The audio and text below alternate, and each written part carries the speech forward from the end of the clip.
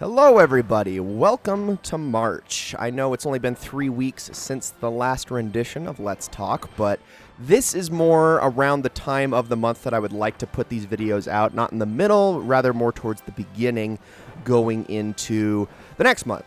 And obviously February was an incredibly busy month, so much so that I guarantee if you were, excited about any of the games that came out last month, you're probably still playing them because there was a lot of huge releases. I haven't even been able to tap into all of them, and I know that they're going to keep me busy for the next several months, actually. So some of this video is going to be my thoughts on a couple of those games, but I also want to get into some news that we have, as well as talking about future projects as per usual. This is kind of an update. This is my, again, way of touching bases with you guys and just going over the things that you can expect on the channel.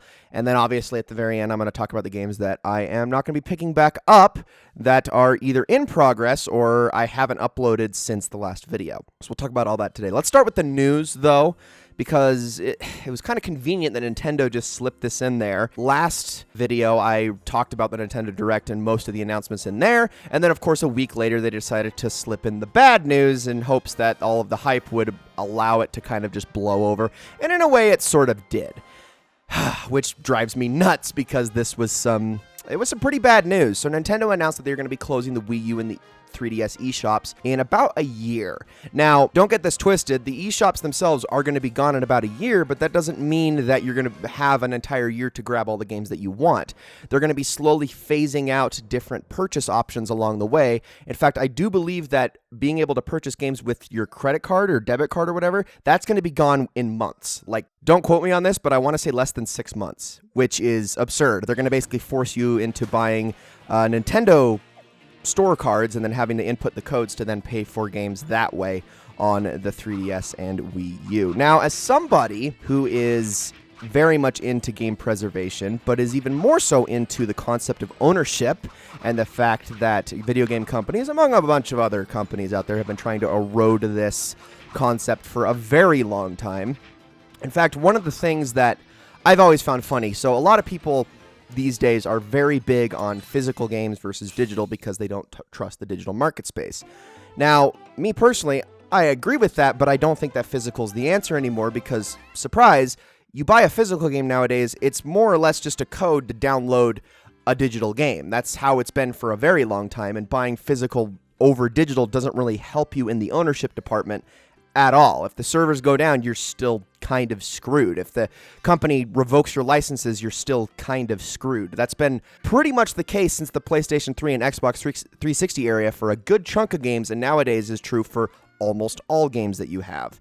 And I don't know, I don't really subscribe to the notion that physical is necessarily better than digital anymore because ownership is key. Now, the Wii U and the 3DS, and I'm just going to say this right now, actually, I don't even care that anyone says I'm advocating for this.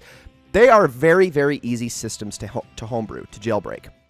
Incredibly easy. The 3DS can be done in a matter of minutes, and the Wii U is a little bit more complicated, but it's incredibly rewarding to do so because not only do you homebrew the Wii U itself, you can also potentially hack it to play Wii, GameCube games, and a bunch of other emulators on top of all that. Now, the 3DS has its own brand of emulators too, but the Wii U, I think, is the more rewarding one to jailbreak. Very easy things to do, very simple. You can just do a little bit of research and figure out how to do it yourself, I promise. It's absolutely worth your time if you get the opportunity. And some people might say that, wow, you're advocating for piracy. Well, no. So here's the thing about Nintendo.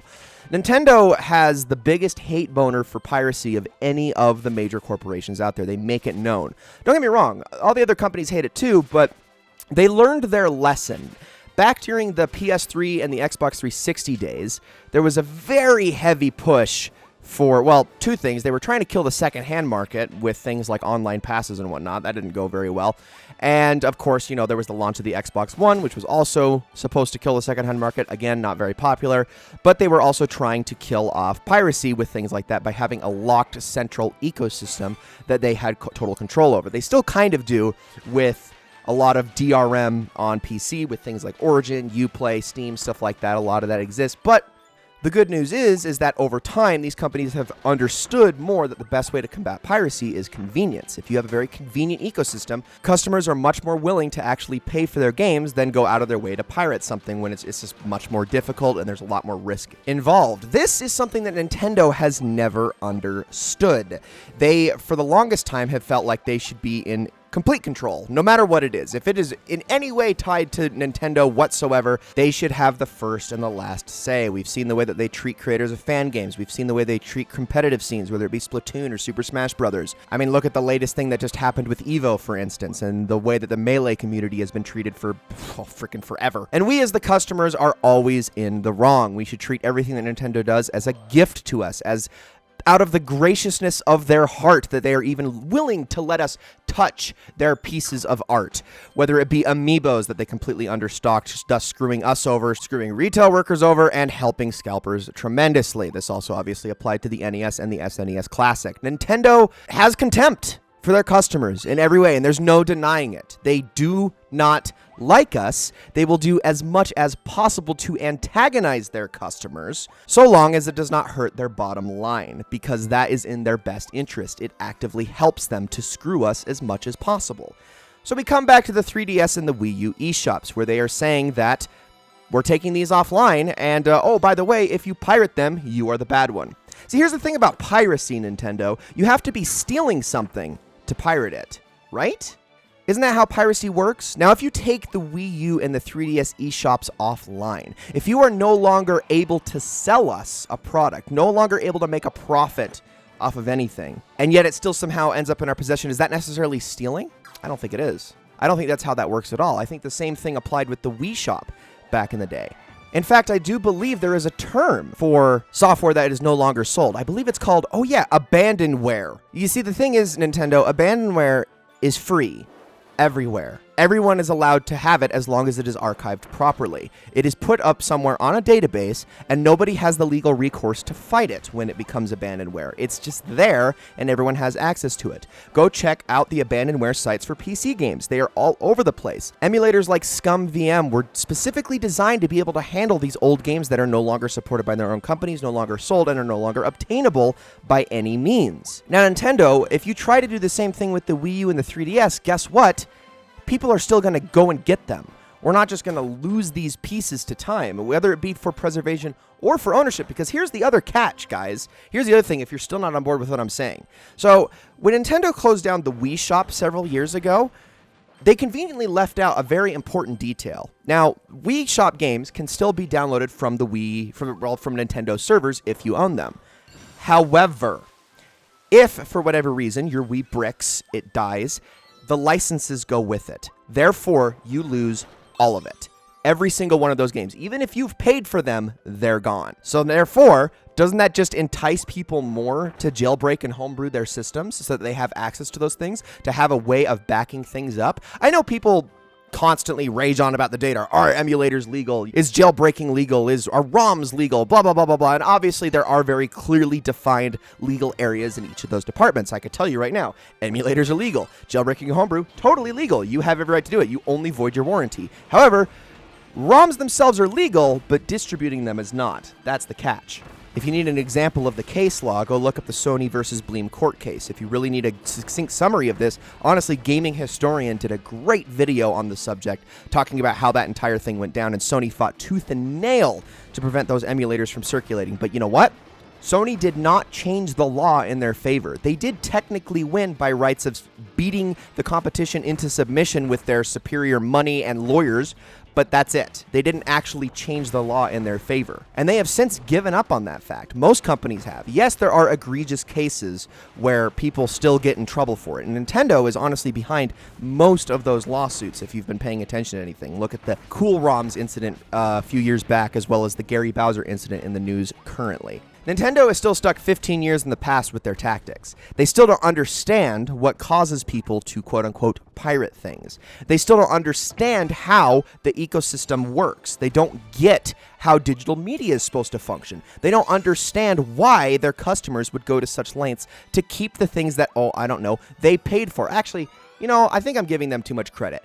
They know exactly why, but they don't care. They don't want you to feel comfortable with your games. They want you to treat them, again, as a gift. As if, for some reason, you paying $60 for your Breath of the Wild copy in 2022, 5 years after the game came out for some reason, because they never discounted anything, is a gift. It is something that you should be grateful for. And you know what, Nintendo? That is not how you do capitalism. That is capitalism in its latest stages. That is capitalism when it has gone sour.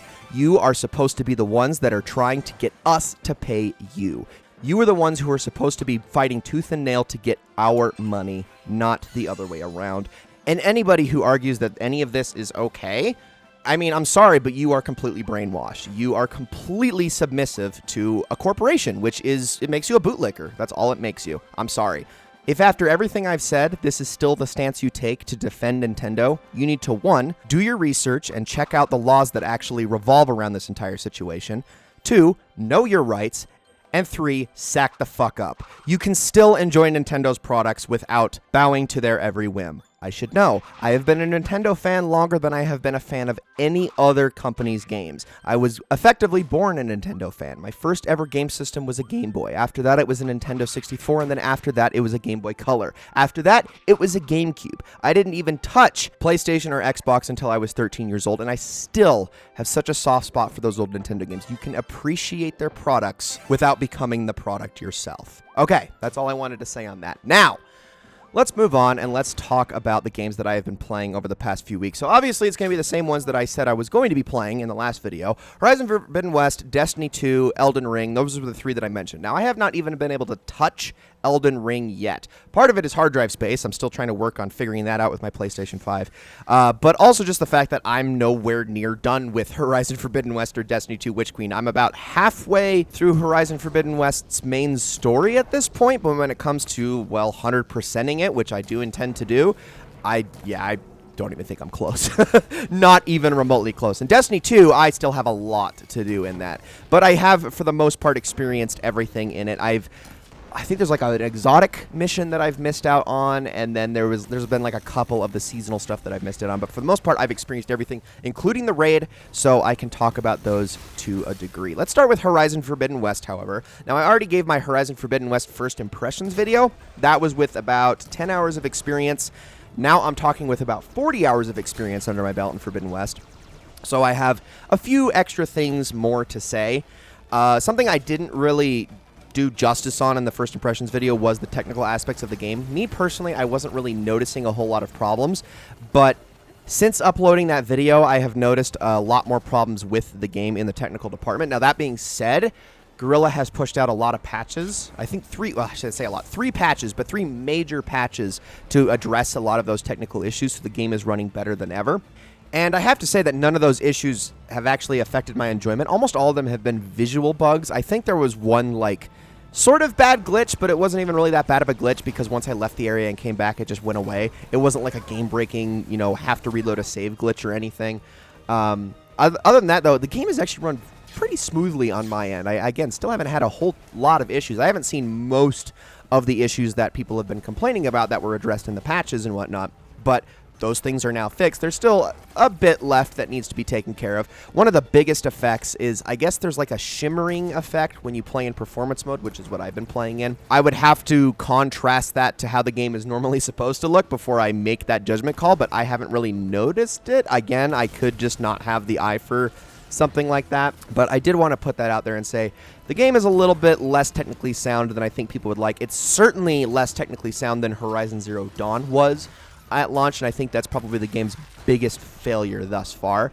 But to call it a complete failure is wrong because none of it's been game-breaking, none of it has ruined or sabotaged the experience, and for the most part, the frame rate's fine. Like, that's the most important part, I think, that it's a smooth-running experience. Now, as for the things that I was worried about later on in the game, so my biggest concern in that first impressions video was how the game would, I guess bloat itself later on, but I have to say, even though I haven't experienced, obviously I'm like probably 30-40% done when it comes to full completion, every side quest and whatnot, I have far less fears about that now, even though the game is turning out to be even bigger than I could have possibly imagined, mostly due to the changes in quality when it comes to how good, the side quests are in comparison to the way they were in Horizon Zero Dawn. I actually thought Horizon Zero Dawn did pretty good on the side quests because most open world games, they're so brief explanation, go do thing, and move on. And Zero Dawn actually had a fair number of side quests where you actually got to know the characters that you were involved with,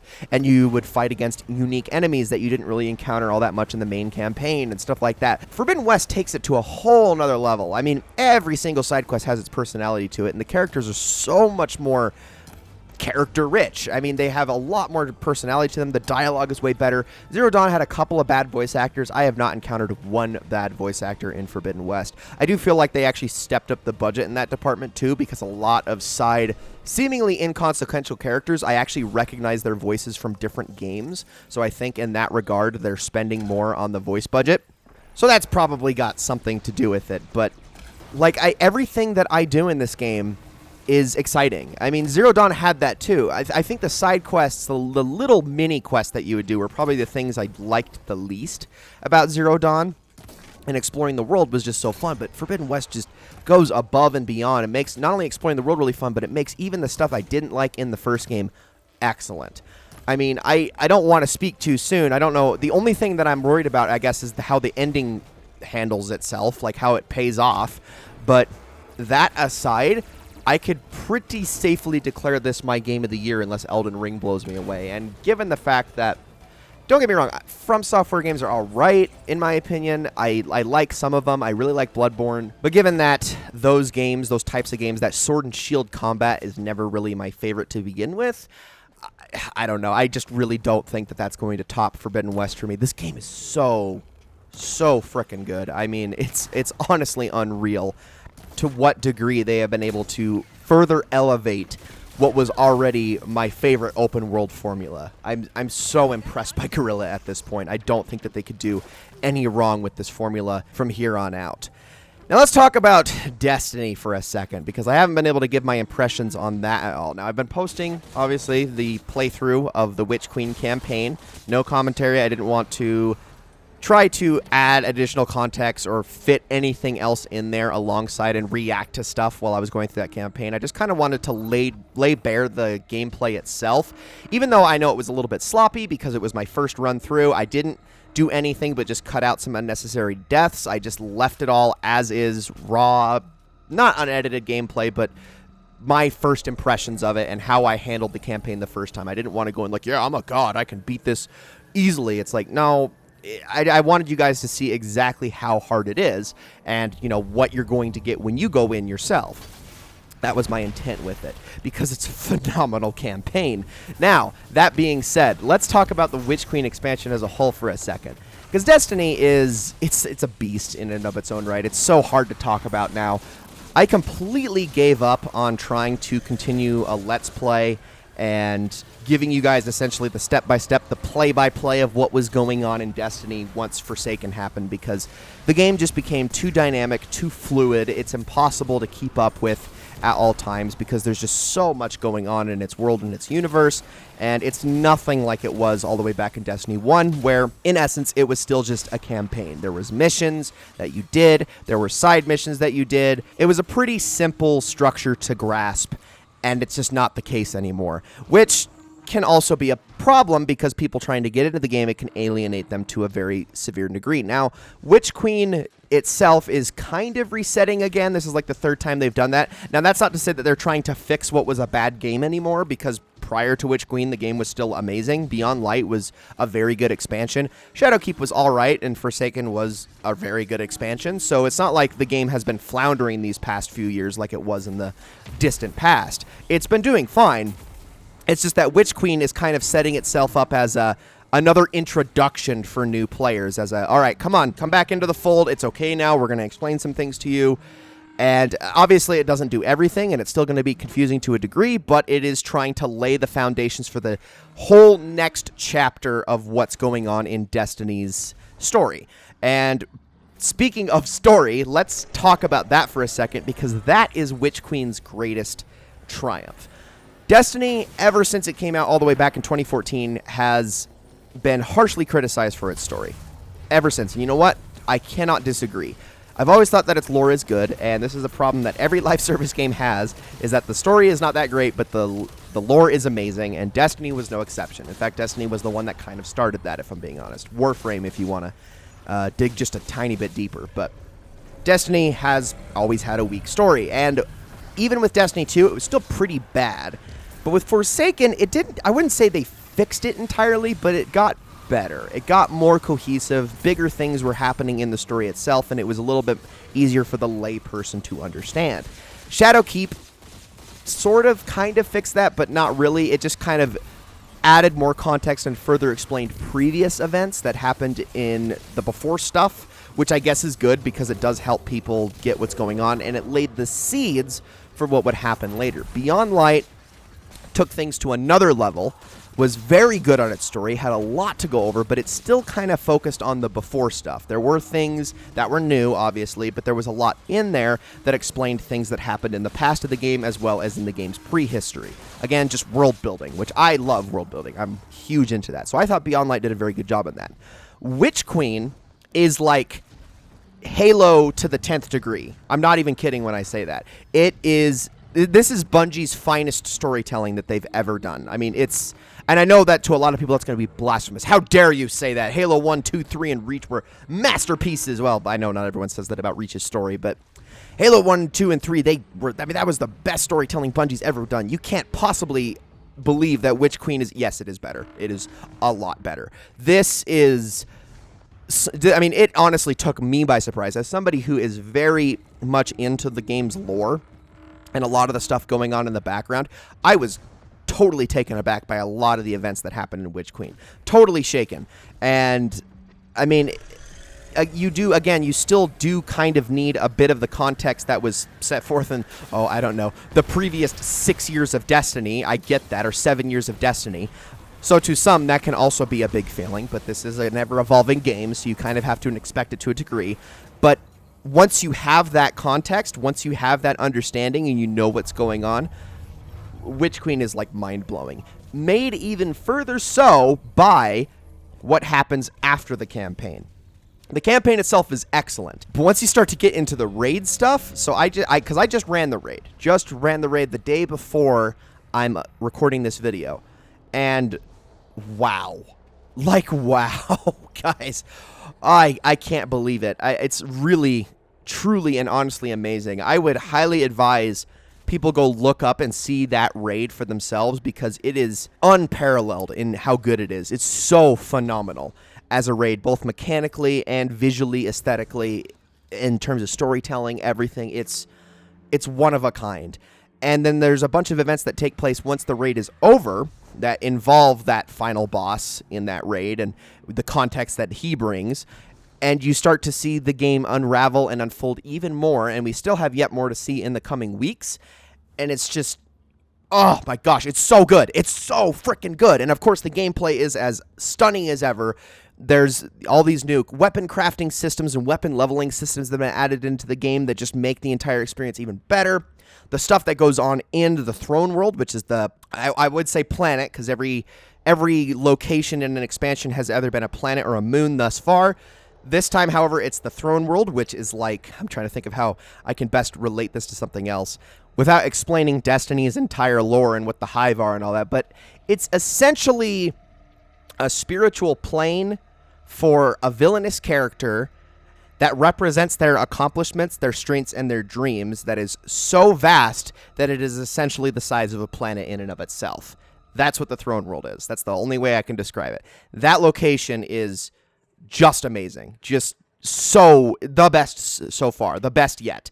Because before this, I would say the Dreaming City in the Forsaken campaign was the best location up to that point, with all of its secrets, all of the cool things that you could encounter, all of the things that it would have you do, the types of enemies you'd run into, the way the lost sectors were structured. And the throne world just takes everything that the Dreaming City was doing and takes it to another level, like everything else in this expansion. It's just, it's so good. I really need to get around to giving you guys a Destiny overview, a breakdown, going over everything in the game. My intention is to try to create a new character all over again so I can play through the new player experience going into the Witch Queen, to then break it all down with you guys and be like, okay, so this is how it works. If you want to get into the game, this is what you got to do, etc., etc. That kind of stuff, because it's just, it's so good. I really feel bad for all the people that are terrified of this game and everything that entails it and how much work, quote unquote, it is to get into it and understand what's going on, because it's so rewarding. A lot of people will talk about how expensive the game is to keep up with, but I truly mean it when I say that there is no video game I have played that has given me more bang for my buck ever. It's the best value of any video game I've ever played. And I know that's insane to say with how many great games are out there, when I'm just talking about Horizon Forbidden West, and that was $70, and I'm saying it's this phenomenal game and it's going to take me hundreds of hours. But no, Destiny far exceeds that. It's truly incredible. And in time, I will explain in more detail as to why. Okay. Oh, man, that was a lot to go over. A few more things. Let's just kind of finish this up, because I don't want this to be as long as the other Let's Talk videos. I'm currently working on the next couple of Let's Plays. I've already said this before, but Horizon Forbidden West is going to be one of those. I got to beat the entire game before I even start on it, though. Subnautica is ending in the middle of April. That will probably actually be replaced by Horizon Forbidden West. I don't know exactly yet, but if I want to have a third Let's Play up around that time as well, it's going to be on the shorter side. I'm currently working on that. I've also got another really long one in my back pocket. Now, as for all the non-Let's Play stuff, this week in particular, the week that I'm recording this and uploading it, I am going to be going back to stuff like Cana and the Bridge of Spirits, Outer Wilds, the new series that I actually have premiering this week that I'm going to be going for several episodes with, as well as Hollow Knight. I'm going to be working on all of those this week, trying to get more videos out for those, deciding if I want to continue those series. But after that's done, I am going to be trying to jump into a bunch of new ones so that we can get 1, 2, 3 episodes up. I've also got other games that I've recorded that are sitting in my back pocket that I can edit and upload at any time.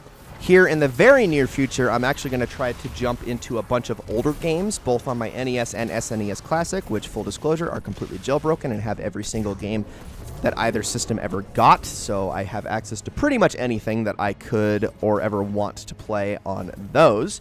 And like I said before, I am going to be making these videos a little bit on the shorter side in future, so that you're not having to watch 20 to 30 minutes of video every single time, twice a day even, because I know that can get incredibly draining. I am going to be cutting down my lengths on those a lot.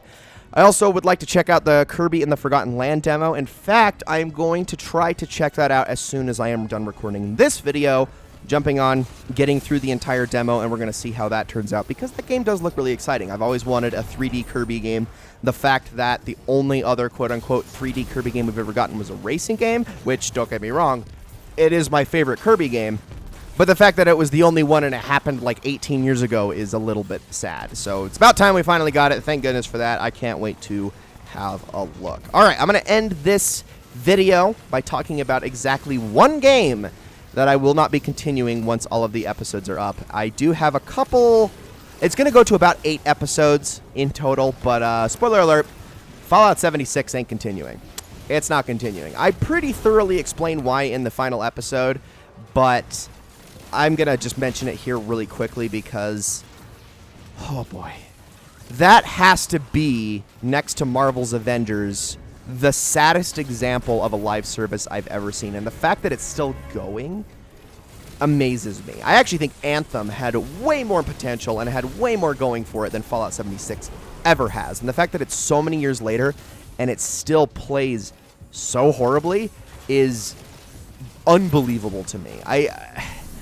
I have to assume that it has a reasonably active player base if Bethesda is willing to keep putting in the resources to keep the game going and alive. So obviously there's a bunch of people who enjoy it, and I don't want to knock their enjoyment of it, but as somebody who got into Fallout with Fallout 4, because I couldn't stomach New Vegas and Fallout 3 the way that they played when I first got around to them, and I'm willing to give them another chance later, don't get me wrong. But Fallout 4 was my introduction to the series, and I love that game. I absolutely love that game. I do not get how anyone can like Fallout 76. It just does not make sense to me. It just seems so unrewarding. It just does not seem all that exciting to explore. It's visually hideous, worse than 4 in my opinion.